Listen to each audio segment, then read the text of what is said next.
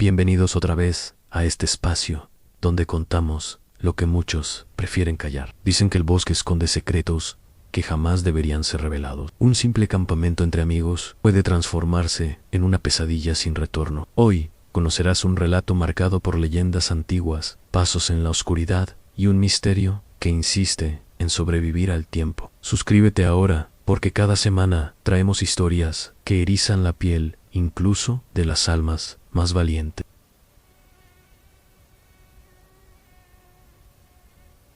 Me llamo Carlos, y lo que voy a contar ocurrió hace 3 años en la sierra de Michoacán, cerca de Uruapan. Hasta hoy no consigo dormir bien sin pensar en ese lugar maldito. Si le tienes miedo a la oscuridad o a los bosques, quizás sea mejor que pares aquí, porque esta historia te marcará para siempre. Era julio de 2021. Yo, mis amigos Diego, Alejandra, Miguel y Sofía decidimos acampar para celebrar el fin del semestre.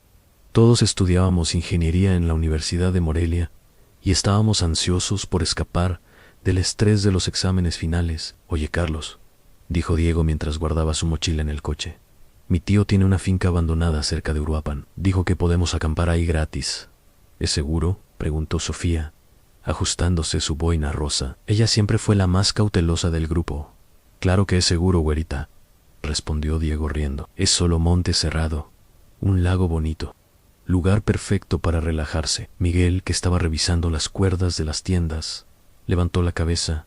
Mi abuelo vivía por esta región. Siempre contaba historias raras sobre esas montañas. ¿Historias de qué?, preguntó Alejandra curiosa. Le encantaban esas cosas sobrenaturales, cosas de viejo, desapariciones, voces en el monte. Miguel se encogió de hombros. Pura superstición.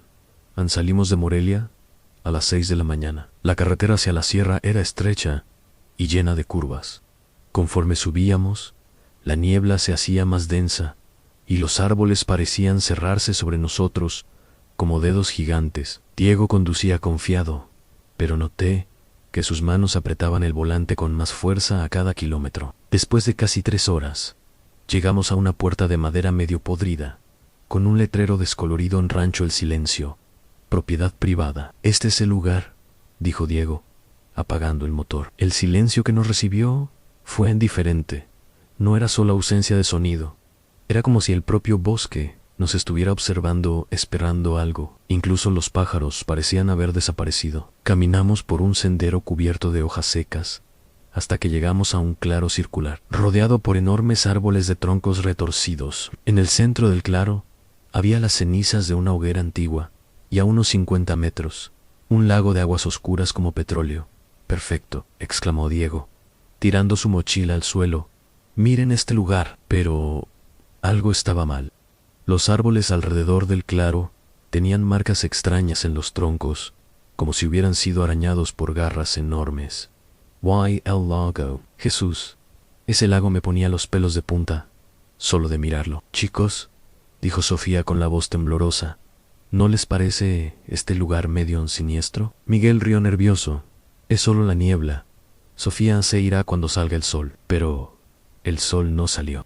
Al contrario, cuanto más avanzaba el día, más oscuro se ponía el cielo, como si nubes negras se hubieran acumulado especialmente sobre nuestras cabezas. Montamos las tiendas en silencio. Cada movimiento nuestro resonaba de forma extraña, como si el bosque amplificara todos los sonidos. Y juro que, varias veces, oí pasos en la maleza, pasos que se detenían siempre que nos quedábamos inmóviles. Cuando anocheció, encendimos una hoguera en el centro del claro.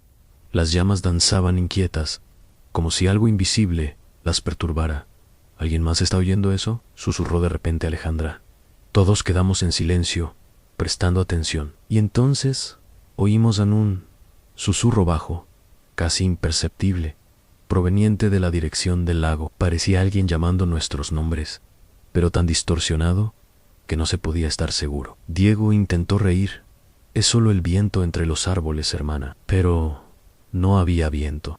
Las hojas estaban completamente inmóviles. Fue cuando Miguel señaló al lago y dijo las palabras que aún me persiguen, chicos. Hay alguien parado a la orilla del agua. Todos miramos, hacia donde Miguel señalaba. Allí, en la orilla del lago oscuro, había una silueta inmóvil. Era imposible distinguir si era hombre o mujer, pero definitivamente era una persona, o algo que parecía una persona. «Oye», gritó Diego, levantándose de golpe. «¿Quién está ahí?» La figura no respondió, ni se movió. «Quizá sea alguien de la zona», murmuró Sofía, pero su voz temblaba de miedo. Alejandra tomó una linterna y la apuntó hacia el lago. La luz cortó la oscuridad, pero cuando llegó al lugar donde la figura debería estar, no había nada, solo el lago negro e inmóvil, reflejando nuestra hoguera como un espejo sombrío. «Tío», dijo Miguel, pasándose la mano por el cabello, «juro que vi a alguien allí». «Todos lo vimos», confirmé, sintiendo un frío en la columna vertebral. Diego trató de mantener la calma. «Debe haber sido solo una sombra, o un tronco. La mente juega trucos cuando está oscuro». Pero yo sabía que no era eso. Aquella cosa, fuera lo que fuera, tenía forma humana demasiado exacta para ser una ilusión. Intentamos seguir conversando con normalidad, pero la atmósfera había cambiado por completo. Cada ruido del monte nos hacía sobresaltar. El fuego parecía arder menos, a pesar de que seguíamos echando leña. Y lo peor, empezamos a sentir que estábamos siendo observados todo el tiempo. Sobre la medianoche, decidimos retirarnos. Las chicas compartieron una tienda. Nosotros los chicos nos quedamos en otras dos. Pero dormir fue imposible. El bosque, que debería estar lleno de sonidos nocturnos, grillos, búhos, viento entre las hojas, estaba en un silencio absoluto. Y fue entonces que lo escuché por primera vez, Carlos. Mi nombre, susurrado muy bajito, proveniente de algún lugar fuera de la tienda. Me senté en el saco de dormir, el corazón acelerado. «Diego», le susurré a mi amigo. «¿Escuchaste eso?». Se quejó somnoliento. «¿Escuchar qué, hermano?». Alguien dijo mi nombre. Diego se movió en el saco. «¿Será que soñaste?». William vuelve a dormir, pero no era un sueño. Unos minutos después, lo oí de nuevo, Carlos. «Danaka». Esta vez, la voz parecía venir de la dirección del lago. Era una voz femenina, suave, casi hipnótica. Sentí una extraña ganas de levantarme y salir de la tienda. «Diego», susurré más alto. «¿Qué pasa?», respondió, ahora más despierto. «Hay alguien afuera llamando mi nombre». Diego guardó silencio por unos segundos, prestando atención. Entonces oí su respiración acelerarse. «Carajo, yo también lo estoy escuchando». Salimos de la tienda despacio. La hoguera estaba casi apagada. Solo brasas rojas iluminaban débilmente el claro. Y allí, parado en medio del campamento, estaba Miguel. «Miguel», llamé bajo. «¿Qué haces ahí parado?». Nervous estaba de espaldas a nosotros, completamente inmóvil, mirando fijamente hacia el lago. «Oye, Miguel», dijo Diego más alto. Miguel se giró lentamente. Su rostro estaba pálido como papel, los ojos abiertos de puro terror.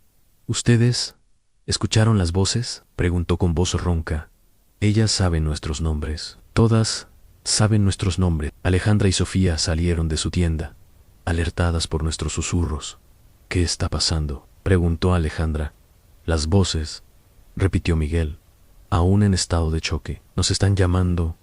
Vienen del lago. Dicen que vayamos hasta allá». Sofía agarró el brazo de Alejandra. Yo también escuché. Alguien susurró mi nombre 3 veces seguidas. Fue entonces cuando todos oímos a la vez un coro de susurros desde la maleza, llamando nuestros nombres al unísono. Carlos, San Diego, Alejandra, Miguel, Sofía. Las voces no venían de una dirección específica. Parecían rodearnos por completo, como si el mismo bosque nos llamara. Diego tomó una linterna y la apuntó hacia los árboles. «¿Quién está ahí? Manifiéstense». La luz de la linterna reveló algo que nos heló de terror. Huellas humanas en el barro, alrededor de nuestras tiendas. Muchas huellas, como si decenas de personas hubieran caminado en círculos a nuestro alrededor mientras dormíamos. «Chicos», dijo Miguel con la voz rota, «creo que no estamos solos aquí». Y en ese momento escuchamos el primer grito en el bosque, un grito humano, de desesperación absoluta, que resonó por las montañas como el lamento de los muertos. El grito reverberó por el bosque durante largos segundos, antes de transformarse en un silencio aún más aterrador. Quedamos paralizados, agarrados unos a otros, esperando que ese sonido infernal se repitiera. «¿Qué carajo fue eso?», susurró Diego, con la voz temblando. Alejandra lloraba en voz baja. Chicos, quiero irme. Ahora me... Tranquilos, tranquilos. Intenté calmarlos, pero mi propia voz sonaba inestable. Podría haber sido un animal en un puma. Oh, eso no fue un animal, Carlos, interrumpió Miguel. Yo conozco los gritos de los animales. Eso fue humano. Sofía señaló la maleza densa. ¿Y si es alguien que necesita ayuda? ¿Alguien perdido? ¿O una trampa? Replicó Diego. Mi tío siempre dijo que los bandidos usan estas tácticas para atraer víctimas. Guardamos silencio, cada uno procesando el horror de la situación. Fue entonces que vimos las luces. Pequeños puntos de luz débiles, como velas, empezaron a aparecer entre los árboles. Primero eran 3 o 4, luego 10, 15, decenas de ellas, parpadeando lentamente en la maleza, formando un círculo a nuestro alrededor. Jesús, María y José, murmuró Sofía, haciendo la señal de la cruz. Son linternas, dijo Diego, intentando sonar racional. Ana. Hay gente ahí, pero esas luces no se comportaban como linternas normales. Flotaban a algunos metros del suelo, balanceándose suavemente, como si fueran sostenidas por manos invisibles. Y no hacían ningún ruido, ni pasos, ni voces, nada. Oigan, gritó Diego hacia las luces. ¿Quiénes son? ¿Qué quieren? Las luces se detuvieron.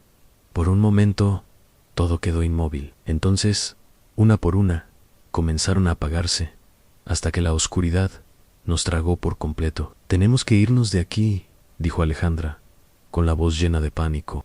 Ahora mismo. Es de madrugada, argumentó Miguel. La carretera de la sierra es peligrosa de noche. Es mejor esperar a que amanezca. Miguel tiene razón, concordé, a pesar del miedo. Quedémonos juntos hasta el amanecer. Nadie se separa, ¿entendido? Juntamos todas las mochilas en el centro del claro y nos sentamos en círculo, de espaldas unos a otros, vigilando el bosque. Mantuvimos la hoguera encendida con toda la leña que teníamos. Durante 2 horas. No pasó nada. Incluso nos relajamos un poco, pensando que quizá lo peor había pasado. Pero a las 4 de la mañana, Miguel se levantó de repente. Voy a buscar más leña, dijo, tomando su linterna. No, exclamó Sofía. A nadie se separa. ¿Recuerdan? Se está acabando el combustible para la hoguera. Miguel señaló las últimas brasas. Sin fuego. Estamos perdidos. Hay unas ramas secas por allí. Solo voy hasta el borde del claro. Diego también se levantó. Yo voy contigo. No hace falta, hermano. Son solo 2 minutos. Antes de que pudiéramos impedirlo, Miguel ya había caminado hacia la maleza, su linterna tambaleándose entre los árboles. Esperamos 5 minutos. En 10 minutos. 15 minutos. Miguel no regresó. Miguel. Grité lo más fuerte que pude.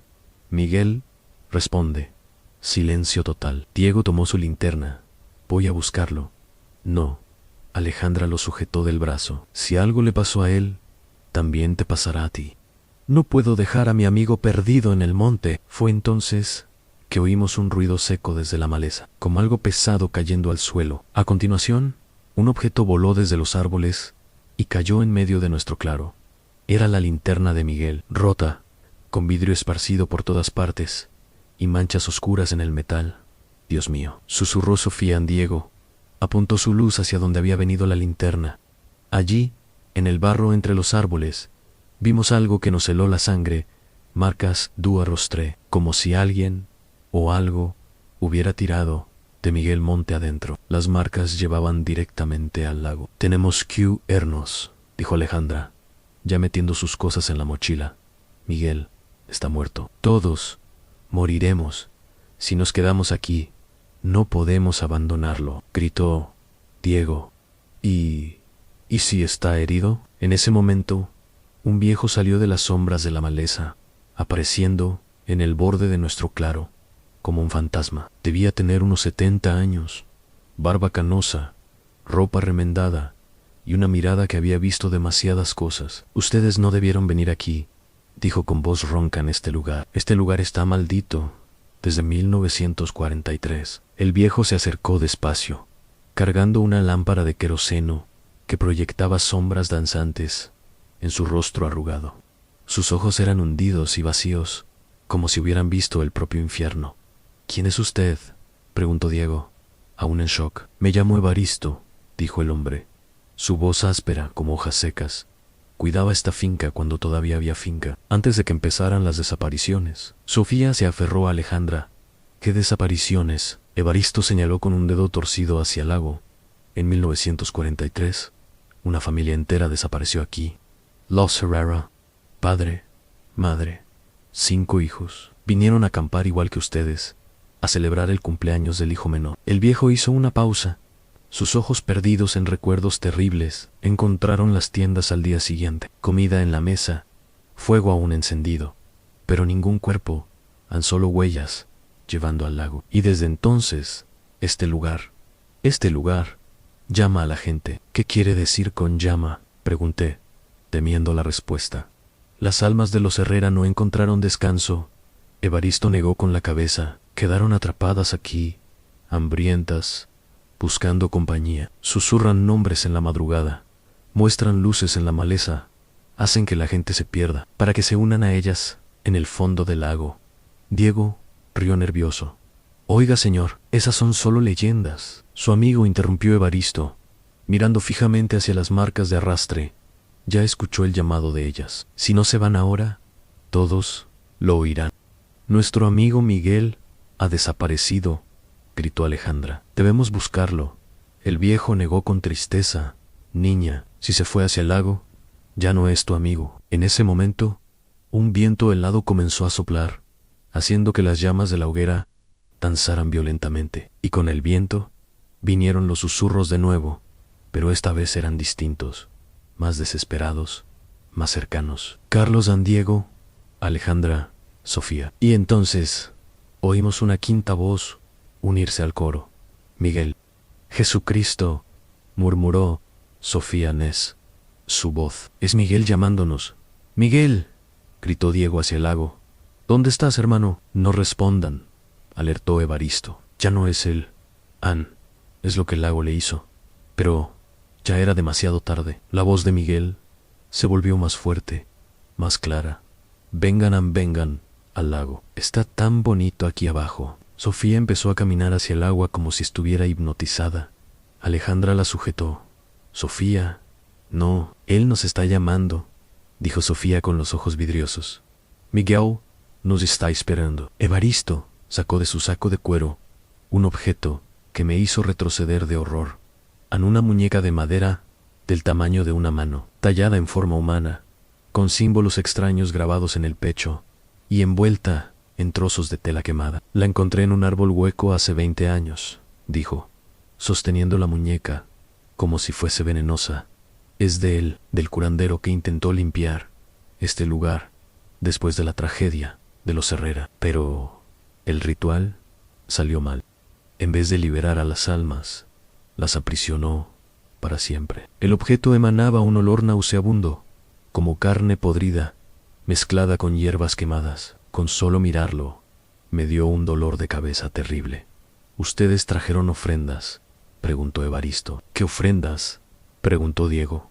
Comida, bebida en sangre joven. Los ojos del viejo brillaron de forma siniestra. Las almas llevan 80 años hambrientas.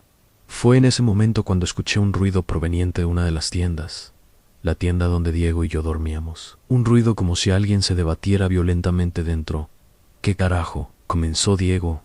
La tienda se sacudía de un lado a otro, como si una lucha brutal se desarrollara dentro. Oíamos golpes sordos, tela rasgándose, algo parecido a gemidos ahogados. «Hay alguien ahí dentro», grité. Diego corrió hacia la tienda, pero cuando abrió la cremallera, el grito que salió de su garganta resonó por todo el bosque. Dentro de la tienda, retorcido, en una posición imposible, con las extremidades dobladas en ángulos que ningún ser humano podría soportar, había un cuerpo.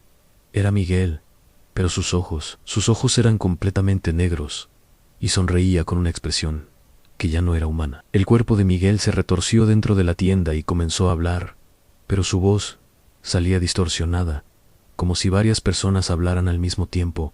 Vengan, únanse a nosotros.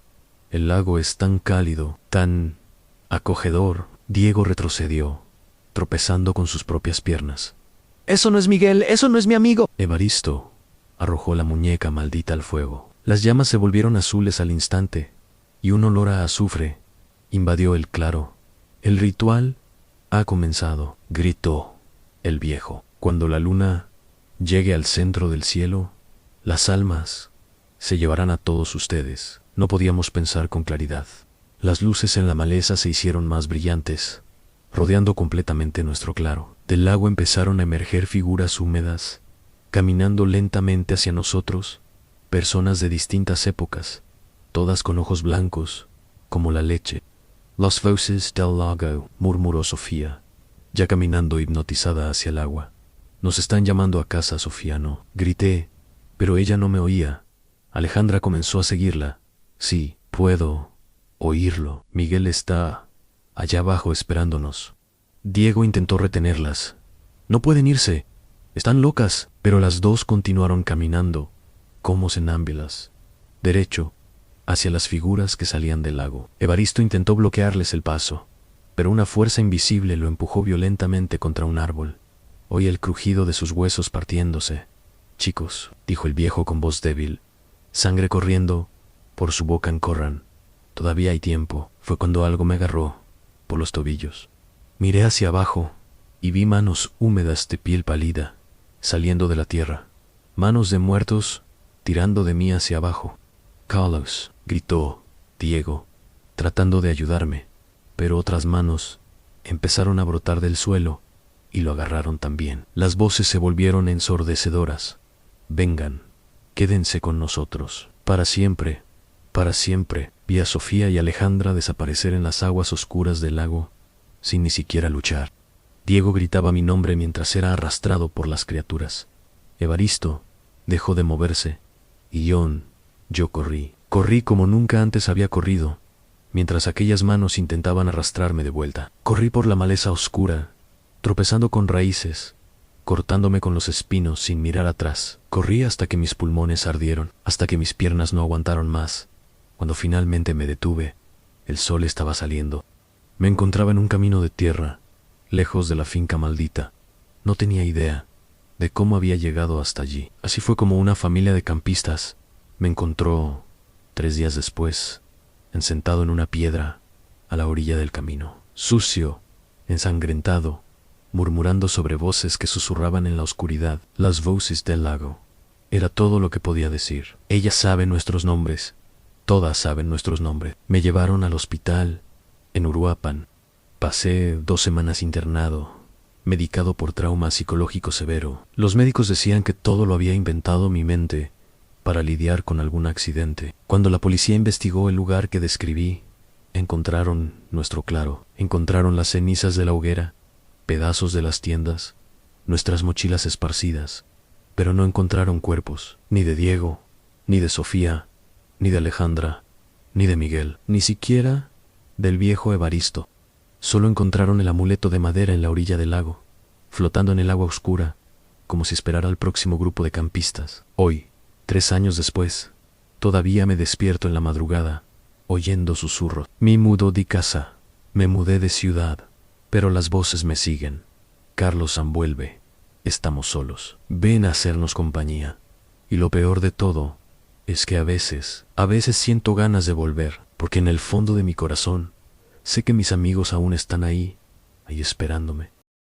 Aquellas voces del lago eran solo fruto del miedo, o realmente había algo cazando a aquel grupo en la oscuridad. Deja tu opinión en los comentarios, suscríbete al canal y prepárate para más historias que muchos prefieren callar.